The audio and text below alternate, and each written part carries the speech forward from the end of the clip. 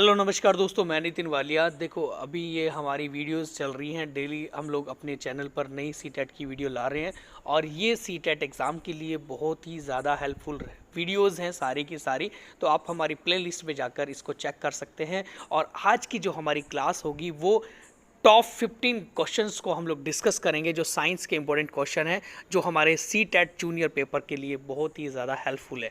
और आशा करता हूं अगर आप लोगों को हमारी ये वीडियोस अच्छी लगी तो प्लीज़ वीडियो को ज़्यादा से ज़्यादा शेयर भी करिएगा। तो सबसे पहला क्वेश्चन हम लोग देखेंगे तो वो है कि दिए गए कथनों को पढ़िए तथा सही विकल्प को चुनिएगा। कथन नंबर फर्स्ट है हमारा, वो है कि डॉक्टरी तापमापी जो थर्मामीटर होता है उसका परिसर 35 डिग्री सेल्सियस से 42 डिग्री सेल्सियस होता है। क्या ये कथन सही है? उसके बाद सेकंड ऑप्शन है हमारा, यह सेकंड हमारा कथन है, वो है कि प्रयोगशाला में तापमापी थर्मामीटर का परिसर प्राय 10 डिग्री सेल्सियस से 110 डिग्री सेल्सियस होता है। क्या ये दोनों सही होंगे? क्या ये दोनों गलत होंगे? क्या इनमें से एक सही है, क्या दूसरा गलत है, या दूसरा सही है पहला गलत है? तो इसका सही आंसर क्या होगा? देखो, ध्यान रखेंगे, जो डॉक्टर हमारे थर्मामीटर रखते हैं तो उसमें जो पैमाना होता है वो 35 डिग्री सेल्सियस से लेकर 42 डिग्री सेल्सियस का होता है। तो हमारा पहला कथन तो बिल्कुल सही हो जाएगा। उसके बाद दूसरे वाले पे देखें, हम लोग प्रयोगशाला के अंदर जब हम लोग प्रैक्टिकल करते हैं किसी भी साइंस लैब के अंदर, तो वहाँ पर 10 डिग्री सेल्सियस से लेकर 110 डिग्री सेल्सियस तक का पैमाना होता है। क्यों? क्योंकि पानी को उबाला भी जा रहा है, कहीं पर कोई भाप में हम लोग बदलते हुए किसी चीज़ को देख रहे हैं, तो वहाँ 100 डिग्री सेल्सियस से ऊपर का हमारा थर्मामीटर होता है। तो ये दोनों के दोनों कथन इसके बिल्कुल सही है। तो आंसर नंबर हमारा first is the right answer है। नंबर नेक्स्ट क्वेश्चन देखें हम लोग।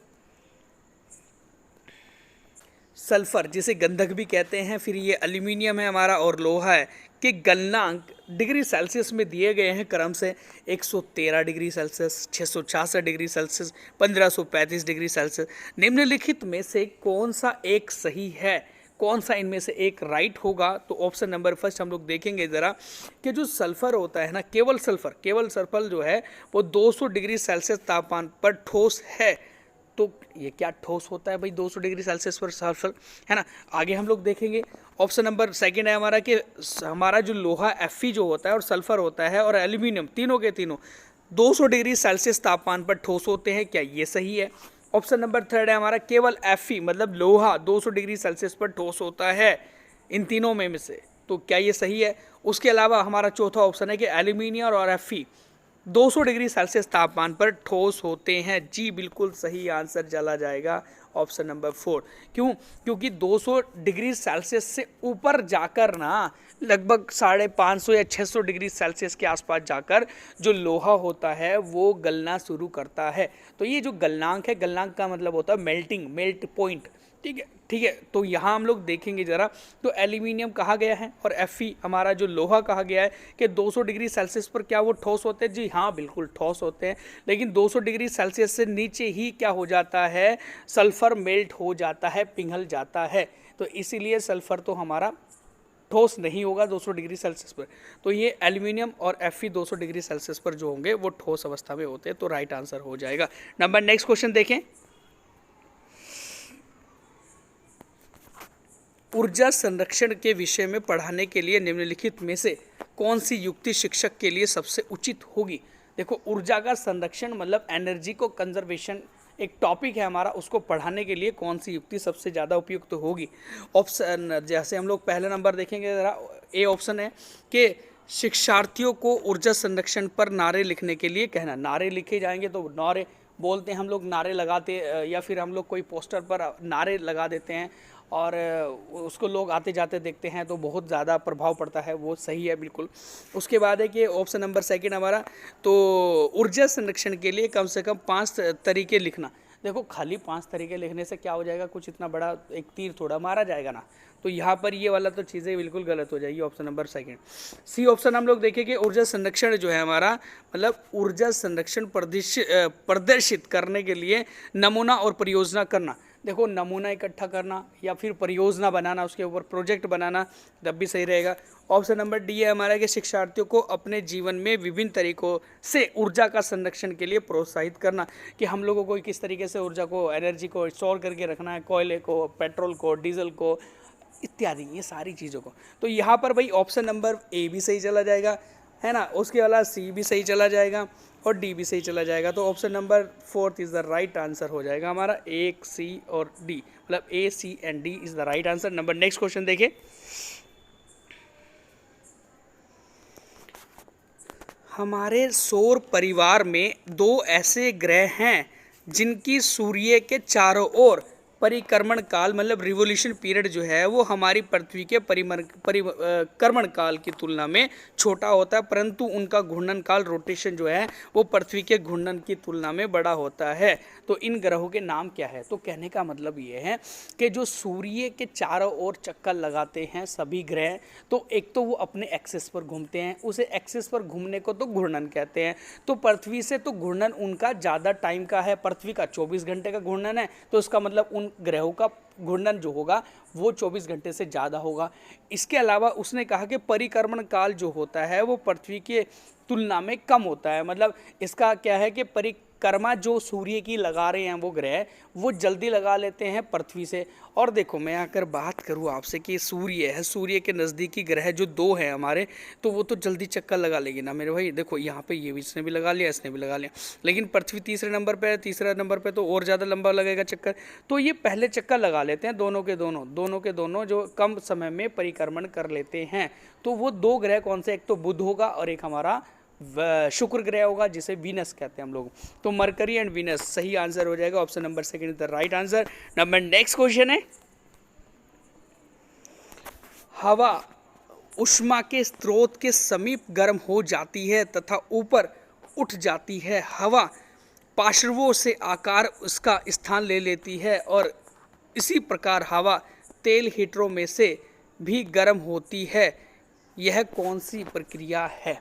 देखो यहाँ पर क्वेश्चन आपको बहुत ज़्यादा हार्ड लगा होगा, समझने की बात है, समझ लो, मैं समझा रहा हूँ कि यहाँ बात बोली जा रही है कि ऊर्जा जो होती है, हवा जो होती है, हवा ऊष्मा के स्रोत के समीप गर्म हो जाती है।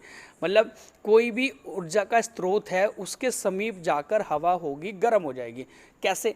कोई हमारा हीटर है, कोई हमारा गैस चल रहा है, कोई लकड़ी चल रही है, कोई सूर्य की रोशनी पड़ रही है, तो उनकी चीज़ों की संपर्क में आकर हवा क्या हो जाती है? गर्म हो जाती है। ये तो बात समझ रहे आप। और जब हवा गर्म होती है तो हल्की होकर ऊपर उठ जाती है, उसके पार्टिकल्स गर्म होकर ऊपर उठ जाएंगे और उसके स्थान पर नई ठंडी हवा जो है वो आ जाती है, ठीक है। और वही ठंडी हवा फिर दोबारा से गर्म होकर वो ऊपर उठ जाएगी, फिर उसके स्थान पर फिर ठंडी हवा आ जाएगी। तो ये प्रक्रिया क्या कहलाती है? कौन सी प्रक्रिया कहलाती है? ये प्रक्रिया क्या संचालन, क्या संवहन, क्या विसरण, क्या विकिरण कहलाती है? तो ये संवहन विधि के द्वारा होता है कि जब हवा गर्म हो जाती है और हवा गर्म होकर ऊपर उठ जाती है और उसके स्थान पर ठंडी हवा आ जाती है, तो ये एक संवहन कहलाता है, कन्वेक्शन कहलाता है। नंबर नेक्स्ट क्वेश्चन देखें हम लोग,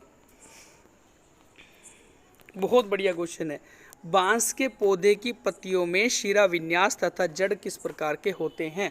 देखो पत्ती के ऊपर एक डिज़ाइन होता है, एक पैटर्न होता है। जैसे हम लोग कहते हैं ना, कहीं पर पत्तियों पर तो जाल दिखाई देता है, उसे तो जाली का शिरा विन्यास कहते हैं। एक पत्तियों पर धारी धारी ऐसी लाइनिंग होती है, जैसे धान के पत्तों पर होती है, गेहूं के पत्तों पर लाइनें होती है, तो उसे हम लोग समांतर शिरा विन्यास कहते हैं। और एक बात मैं आपसे करूं कि जिनकी जड़ें गुच्छादार जड़ें होती हैं ना, जिनमें रेशे होते हैं, फाइबर्स होते हैं, जैसे दूबड़े की, घास की, या फिर गेहूं की, या फिर चावल की, इनकी जो पेड़ की जड़ें होती हैं वो जड़ें ऐसे रेशे वाली होती है ना। तो इसी प्रकार से हमारा बांस भी तो क्या है? घास ही तो है ना एक प्रकार से। अभी अगर ये घास है तो इसका मतलब फिर इसके अंदर भी वही जड़ें होंगी रेशे वाली, और रेशे वाली जड़ें होंगी तो उनकी पत्तियों पर हमेशा समांतर शिरा विन्यास होता है। तो इसका सही आंसर फिर क्या चला जाएगा? Option number 4 is the right answer. समांतर शिरा विन्यास उसकी पत्तियों में होगा और रेशेदार जड़ें उसकी होंगी। तो option number 4 is the right answer. Number next question है,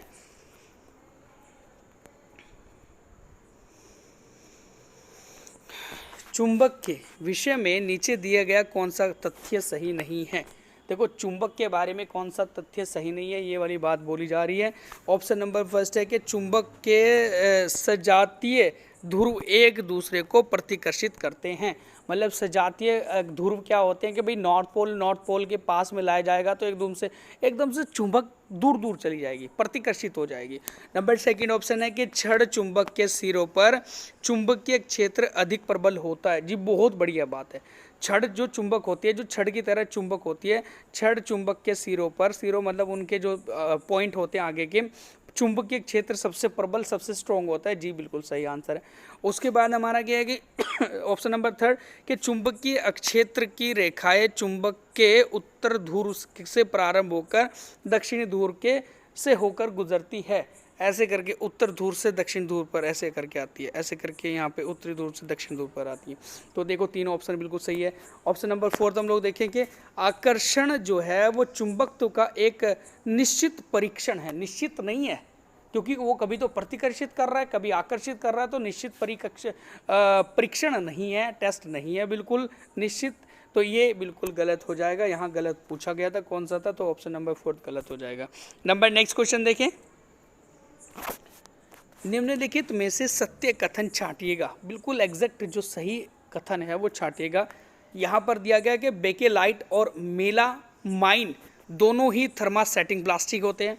ऑप्शन नंबर सेकंड है कि बेकेलाइट थर्मोप्लास्टिक जबकि मेलामाइन थर्मोसेटिंग प्लास्टिक होती है। क्या ये सही हो जाएगा क्या? फिर ऑप्शन नंबर थर्ड है कि मेलामाइन प्लास्टिक जबकि बेकेलाइट थर्मोसेटिंग प्लास्टिक होती है क्या? ऑप्शन नंबर फोर्थ है हमारा कि बेकेलाइट और मेलामाइन दोनों के दोनों थर्मोप्लास्टिक होती है क्या? तो यहाँ पर सही आंसर क्या है? पहले तो आप लोग समझ रहे होंगे, ये सोच रहे होंगे कि थर्मोप्लास्टिक और थर्मोसेटिंग क्या होती है। तो थर्मोसेटिंग जो होती है वो एक उस प्रकार की प्लास्टिक होती है कि जिसको जलाने के बाद उसे किसी दूसरे रूप में नहीं ढाला जा सकता है। जैसे करके बहुत मोटे मोटे ऐसे पाइप, स्ट्रॉन्ग पाइप आते हैं, जैसे टंकी के पाइप हो गए, जैसे बिजली के जो पाइप होते हैं वो पाइप हो गए, या फिर और भी जो नीचे हमारा भूमिगत नीचे एक हमारे पाइप डाले जाते हैं प्लास्टिक के, जो जिनको गर्म करा जाएगा और उन्हें किसी दूसरे रूप में ढाला जाएगा, तो पॉसिबल नहीं है। तो यहाँ पर उन प्लास्टिक को थर्मोसेटिंग प्लास्टिक कहते हैं, ठीक है। और जो बेकेलाइट और हमारा मेलामाइन दोनों है ना, एक तो ये बेकेलाइट और एक मेलामाइन, ये दोनों के दोनों थर्मोसेटिंग प्लास्टिक है। तो ये बिल्कुल सही आंसर चला जाएगा इसका, ठीक है। और भाई नेक्स्ट हम लोग क्वेश्चन देखें। विज्ञान में व्यवहारिक प्रयोगात्मक गतिविधियां संचालित करने का उद्देश्य निम्नलिखित में से कौन सा नहीं है? देखो ध्यान रखेंगे, जो व्यवहारिक है प्रयोगात्मक गतिविधि संचालित करने का उद्देश्य निम्नलिखित में से कौन सा नहीं है, यहाँ पर नहीं पूछा गया है। तो यहाँ हम लोग देखेंगे कि क्या विज्ञान समस्या समाधान का अवसर प्रदान करता है? जी बिल्कुल सही है। क्या ये हस्तकौशल मतलब हाथों से स्किल, जो हाथों की स्किल होती है उन कौशलों का विकास करता है या उसमें विकास में सहायता देता है? जी हाँ सही है। ऑप्शन नंबर थर्ड है कि ये है, यहाँ पर ये थे लिखा हुआ, ये अंक या उच्च अंक या ग्रेड पाने में सहायक होता है। क्या ये विज्ञान के विचारों को समझ बढ़ाता है, समझ बढ़ाता है? तो इसका गलत पूछा गया था, है ना, कौन सा गलत होगा? तो ग्रेड सिस्टम पाने में सहायक होता है तो ये गलत हो जाएगा, और उच्च अंक पाने में सहायक होता है तो ये भी गलत है। तो ध्यान रखेंगे, एक फर्स्ट ऑप्शन, सेकंड ऑप्शन और fourth option is the right है, लेकिन गलत है इसमें हमारा बिल्कुल तीसरे नंबर का, क्योंकि उच्च ग्रेड और हमारा उच्च अंक पाने के लिए हमारी व्यवहारिक और प्रयोगात्मक गतिविधि नहीं होती है। नेक्स्ट क्वेश्चन है, निम्न कथनों में से कौन से सही होगा, इस पर विचार कीजिएगा। यहाँ पर क्वेश्चन पूछा गया है। तो यहाँ हम लोग देखेंगे ज़रा कि पौधे प्रकाश संश्लेषण के बिना भी कुछ समय तक जीवित रह सकते हैं। जी बिल्कुल सही है। प्रकाश संश्लेषण रात को तो नहीं होता है, तो इसलिए जीवित तो रहते हैं हमारे पौधे। इसके अलावा ऑप्शन नंबर सेकेंड है हमारा कि पौधे श्वसन के बिना कुछ समय तक जीवित रह सकते हैं। ऐसा नहीं है भाई। पौधे श्वसन के बिना कुछ समय तक कैसे जीवित रह लेंगे? नहीं रह पाएंगे। जैसे एक इंसान होता है, कुछ समय के लिए श्वसन नहीं मिलेगा तो नहीं रह पाएगा, इसी तरीके से पौधे भी नहीं रह पाएगा। तो यहाँ तो ये तो गलत हो जाएगा भाई मेरे, है ना। उसके बाद है कि थर्ड सी ऑप्शन देखिए कि पौधों के जीवित रहने के लिए प्रकाश संश्लेषण तथा श्वसन दोनों आवश्यक होते हैं। जी बिल्कुल, ये भी सही है और ए ऑप्शन भी सही था। फिर डी ऑप्शन हम लोग देखें ज़रा कि दिन के समय जो है प्रकाश संश्लेषण होता है और श्वसन पौधों में एक ही समय में होने वाली प्रक्रिया है। मतलब दिन के समय प्रकाश संश्लेषण और श्वसन पौधों में एक ही साथ होती है। तो ये डी ऑप्शन भी बिल्कुल सही है, प्रकाश संश्लेषण के साथ साथ श्वसन भी होता है। तो यहाँ पर A, C and D is the right answer. A, C and D जो है option number second is the right answer है। नंबर नेक्स्ट क्वेश्चन देखें। निम्नलिखित में से कौन सा अदरक का जननांग है? ये जननांग मतलब एक रिप्रोडक्टिव ऑर्गन जिसे कह सकते हैं। तो जननांग कौन सा है यहाँ पर अदरक का? तो ये पूछा गया है, क्या वो तना है, क्या वो बीज है, क्या वो पत्ती है, क्या वो जड़ है? तो इसका सही आंसर क्या होगा? इसका सही आंसर होगा तना, क्योंकि तना जो होता है वो भूमिगत नीचे की ओर बढ़ता चला जाता है और तना ही वो चीज़ होता है जिसको खाया जाता है, क्योंकि अदरक जो होता है वो एक तना होता है जिसको खाया जाता है। तो वही हमारा एक उसी में वो मतलब उसी का एक पार्ट जो हो जाता है वो जननांग होता है और जिससे नया एक हल्दी का निर्माण होता है, दूसरी हल्दी का निर्माण होता है, गुच्छे बनते हैं उसमें। तो नंबर नेक्स्ट क्वेश्चन देखें हम लोग। निम्नलिखित द्रवों में से कौन से विद्युत के चालक हैं? मतलब कौन सा लिक्विड है जो विद्युत का बेस्ट कंडक्टर या कंडक्टर कहलाता है, चालक कहलाता है? तो कौन सा होगा? क्या वो सिरका होगा, क्या वह लवण का विलयन होगा, क्या शर्करा का विलयन होगा, क्या अशुद्ध जल होगा? देखो सिरका आप लोग सभी को पता होगा।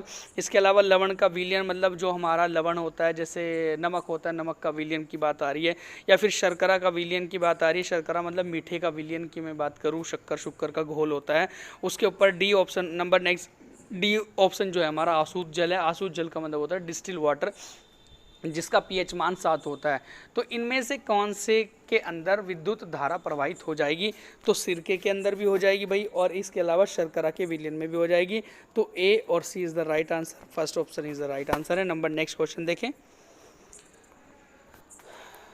निम्नलिखित में से कौन सा कथन सही है? देखो यहाँ ऑप्शन दिए गए हैं, उनमें से कथन सही छांटना हमें कौन सा है? देखो देखो बिल्कुल शुद्ध हिंदी दे रखी है यहाँ पर, है ना। उच्च श्वसन की जो एक, जैसे मैंने कहा कि उच्च श्वसन क्या होता है? श्वास निकालने वाली जो प्रक्रिया होती है उसे उच्च श्वसन कहते हैं। वो श्वास निकालने या जिस समय हम लोग श्वास निकालते हैं तो वायु में ऑक्सीजन नहीं निकलती है या नहीं होती है, ये करके पॉइंट दिया गया है। तो क्या ये सही है? फिर उच्च श्वसन की क्रिया, श्वास निकालने या सांस को छोड़ते समय वायु में कार्बन डाइऑक्साइड नहीं होती है क्या? उसके अलावा नंबर सी ऑप्शन है कि अंत श्वसन, मतलब जब श्वास को अंदर लेते हैं, और उच्च श्वसन जब श्वास को बाहर छोड़ रहे हैं, तो दोनों ही प्रकार की वायु में ऑक्सीजन होती है क्या? ये सही है। उसके अलावा अंत श्वसन जो हमने श्वसन ग्रहण किया, सांस लिया, है ना, तो वायु उस वायु में कार्बन डाइऑक्साइड नहीं होती है क्या? तो इसका सही आंसर क्या जाएगा? देखो भाई, जब हम लोग सांस लेते हैं तो सांस लेते समय हमारी ऑक्सीजन भी अंदर जाती है। जो वायुमंडल के अंदर ऑक्सीजन है वो तो हमारी बॉडी में ही जाएगी ना। उसके बाद जिस समय अगर हम लोग सांस को बाहर छोड़ते हैं तो उसके अंदर भी क्या ऑक्सीजन होती है क्या? जी हाँ, होती है। क्यों? क्योंकि अगर हमारे वायुमंडल में 21% ऑक्सीजन है, 21% है, तो क्या हम लोग पूरे 21% ऑक्सीजन को ग्रहण कर रहे हैं? नहीं कर रहे हैं। केवल 4% ऑक्सीजन को ही हम लोग ग्रहण करते हैं। बाकी की 17% ऑक्सीजन जो हो जाती है जब हम लोग सांस छोड़ते हैं तो बाहर निकल जाती है। तो ऑक्सीजन सांस लेते समय भी और सांस को छोड़ते समय भी बाहर निकलती है, या एक उसके अंदर ऑक्सीजन होती है। तो सी ऑप्शन या third option is the right है बिल्कुल। नंबर नेक्स्ट क्वेश्चन देखें। हमारे मुख में विभिन्न प्रकार के दांतों का आगे से पीछे की ओर का क्रम क्या है? मतलब यहाँ पर जो मनुष्य के दांत होते हैं उनका आगे से फ्रंट से लेकर पीछे तक, जाड़ तक का क्रम पूछा हुआ है, कौन कौन से होंगे। तो देखो भाई, मैं बात करूँ कि सबसे सामने के जो दांत होते हैं उन्हें कृंतक कहते हैं। कृंतक को इंग्लिश में कहते हैं इंसीजर। उसके बाद फिर नुकीले दांत होते हैं, चौड़े दांतों के बाद इसे कहते हैं रदनक, जिसे कैनाइन कहते हैं हम लोग। फिर होते हैं हमारी जो छोटी जाड़ होती है, जो जाड़ से पहले होती है, उसे अग्र चवर्णक कहते हैं, प्री मोलर। फिर ये हमारी बड़ी जाड़ होती है जिसे हम लोग चवर्णक कहते हैं, जिसे मोलर कहते हैं। तो यहाँ पर सही आंसर हो जाएगा option number 4 is the right answer. Number next question देखें। ऋतु एक समतल दर्पण के सामने खड़ी है। ऋतु और उसके प्रतिबिंब के बीच की दूरी 10 मीटर है। यदि वह दर्पण और 2 मीटर चले तो, यदि वह दर्पण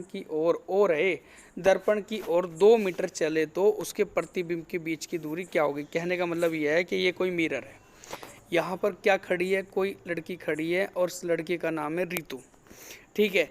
और उसके बाद क्या हुआ कि दर्पण के सामने खड़ी है ऋतु और उसके प्रतिबिंब, उसका प्रतिबिंब है मिरर के पीछे यहाँ पर। तो यहाँ पर क्या है कि इन दोनों के बीच की जो दूरी है ना, वो कितनी है, वो 10 मीटर है। इसका मतलब 5 मीटर ये हो गया यहाँ से और 5 मीटर ये हो गया पीछे, तो 5-5 मीटर की दूरी है। अब अगर ये पीछे हटेगा तो ये इसका प्रतिबिंब भी पीछे हटेगा, और अगर ये ओरिजिनल जो है ऋतु आगे बढ़ेगी तो उसका प्रतिबिंब भी आगे बढ़ेगा। तो इसने ये कहा कि ऋतु जब 2 मीटर आगे की ओर चलती है, तो जब ये ऋतु 2 मीटर आगे की ओर गई थी यहाँ पर, ठीक है, तो इसका प्रतिबिंब भी तो 2 मीटर आगे की ओर खिसकेगा ना, खिसकेगा नहीं खिसकेगा। तो यहाँ पर क्या हुआ कि 10 मीटर तो वैसे ही ऑलरेडी इसकी क्या थी, हमारी जो दोनों के बीच की दूरी थी, ठीक है। लेकिन अभी क्या हुआ कि ये भी 2 मीटर आगे खिसक गई, तो 2 मीटर ये भी आगे खिसकेगा इसका प्रतिबिंब, तो क्या हो जाएगा, 4 मीटर हो गया नहीं कम। तो जब 4 मीटर कम हो जाएगा तो 10 मीटर में तो बचा कितना हमारा, 6 मीटर बच गया। तो option number 2 is the right answer हो जाएगा इसका, बिल्कुल ठीक है। तो नेक्स्ट क्वेश्चन तो ये थे हमारे बहुत ही ज़्यादा इंपॉर्टेंट क्वेश्चन साइंस के लिए। और अगर आपको हमारी वीडियो अच्छी लगी तो प्लीज़ वीडियो को लाइक करें, शेयर करें और सब्सक्राइब करें चैनल को। And thank you so much.